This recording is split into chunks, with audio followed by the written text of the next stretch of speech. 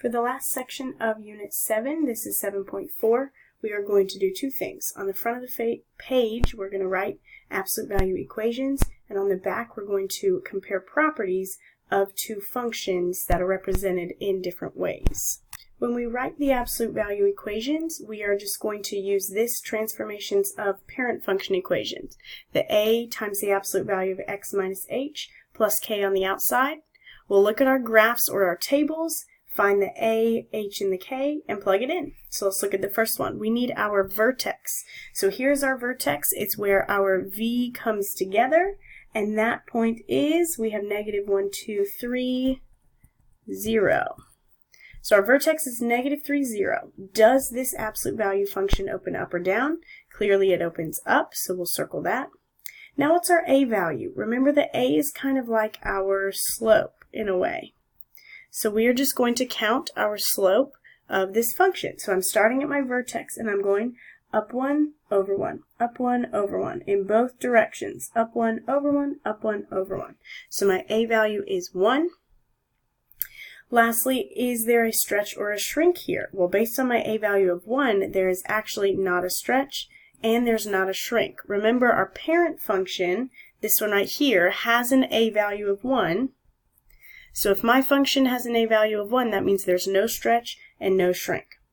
Alright, so let's take our vertex and our a value and plug it in. Remember, in the vertex, this is h and this is k.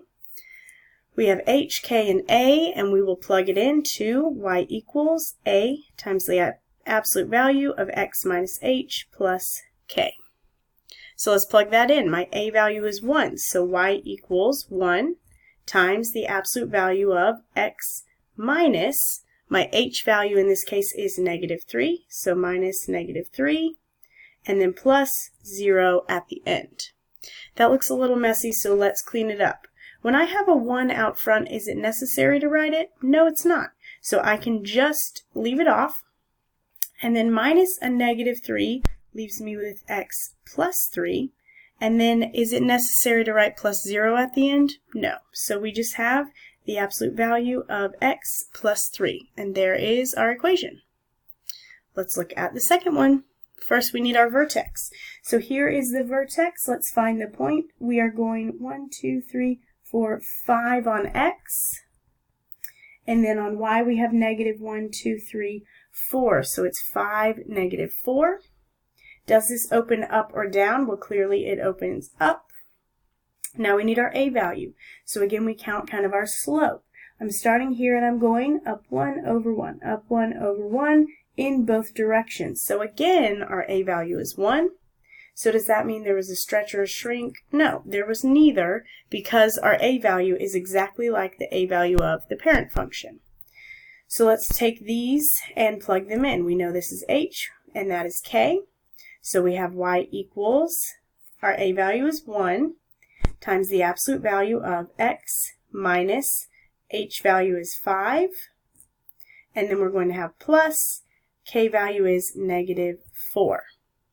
Well, let's clean that up a little. Do we need to write the 1 on the outside? No, we don't. So we can just write x minus 5 on the inside, and then plus negative 4 is the same as minus 4 at the end. So there is our equation. Okay?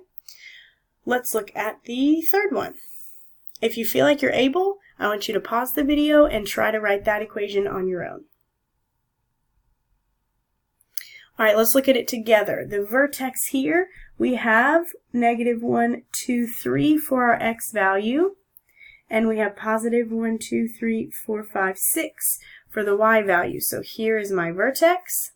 Now, does it open up or down? It opens down. So that means that our a value is going to be negative. When it opens down, the a is negative because we're going down and over, down and over. So now we need to find our a value. I have my vertex here.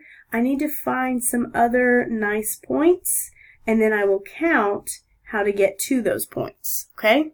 So I'm starting at my vertex and I'm going down 1, 2, 3 and over 1. Down 1, 2, 3 over 1. Same thing on the left. Down 1, 2, 3 and over 1. So my vertex here is a negative 3 over 1, or just negative 3.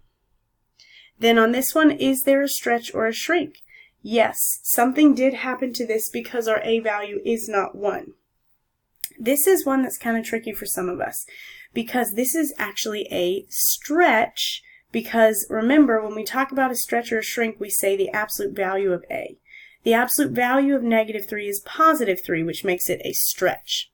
Now we need to write our equation, so I'm going to take all this info and plug it in. We have y equals, my a value is -3, times the absolute value of x minus my h value is -3, and then plus my k value is 6.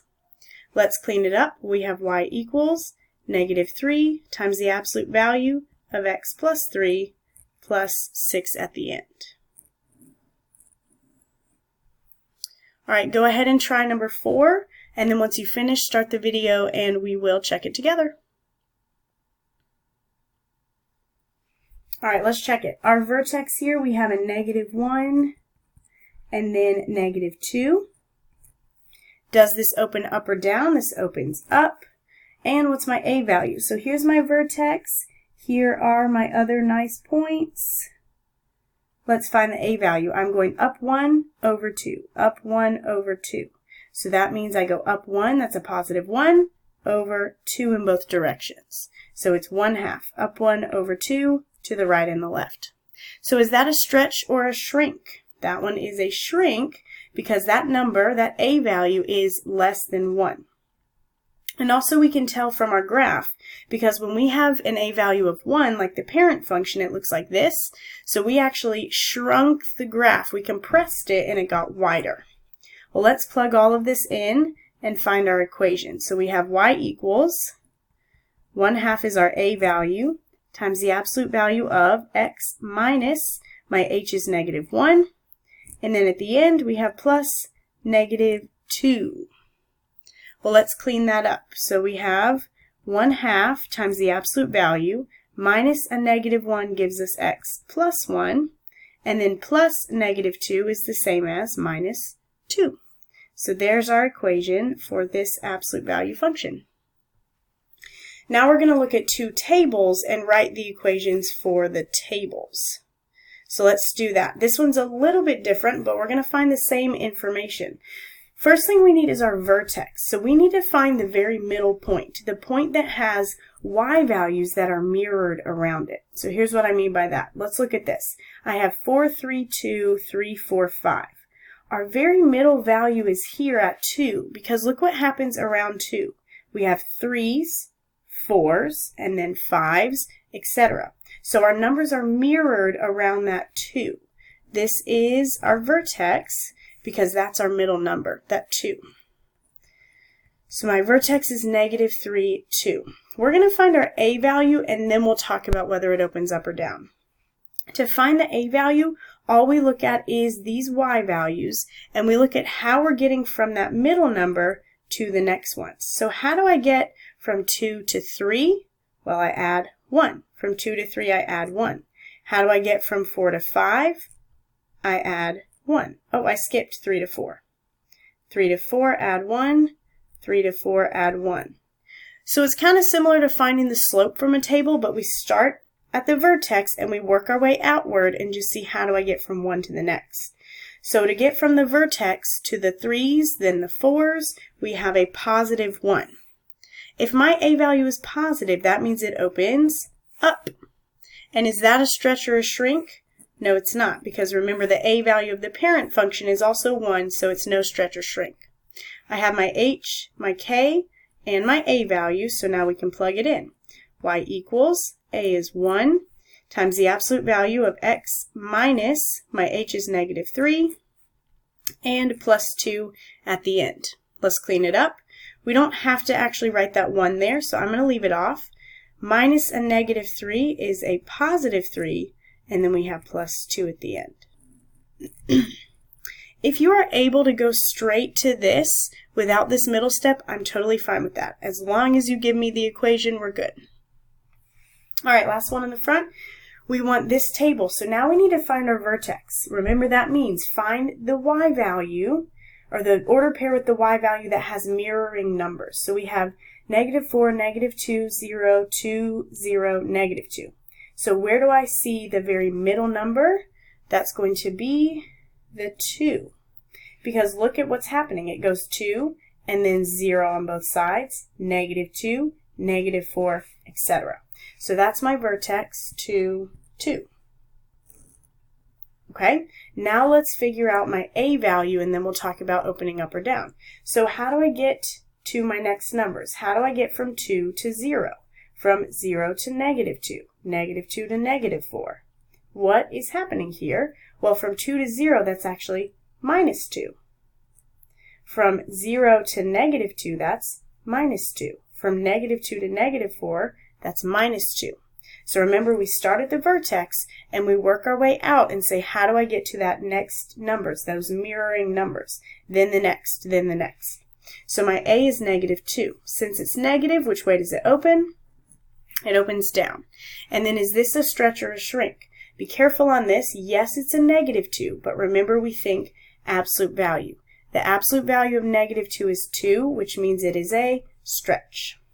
So let's take our H, our K, and our A and plug them in. I've got Y equals, A value is -2 times the absolute value of X minus the H is 2, and then plus K is 2. There's nothing to clean up there, so we're good.